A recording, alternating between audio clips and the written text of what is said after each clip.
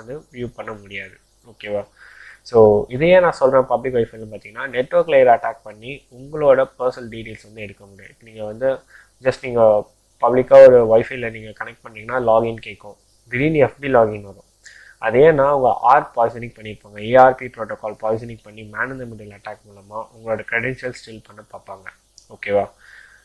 Okay, so இந்த ஸ்டெப்ஸ்லாம் நீங்கள் follow பண்ணிங்கன்னா கண்டிப்பாக நீங்கள் வந்து உங்கள் மொபைலை ப்ரிவெண்ட் பண்ணலாம்.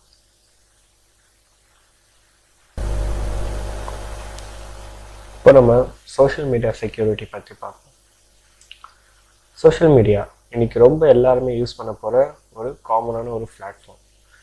அது ஃபேஸ்புக்காக இருக்கலாம், இன்ஸ்டாகிராமாக இருக்கலாம், ட்விட்டர், ஸோ நம்ம நிறைய சொல்லிகிட்டே போகலாம். ஓகேவா? சோஷியல் மீடியான்றது வந்து ஒரு ரொம்ப இம்பார்ட்டண்டான விஷயம் இப்போது நம்ம இருக்கிற இந்த ஒரு டைமில்.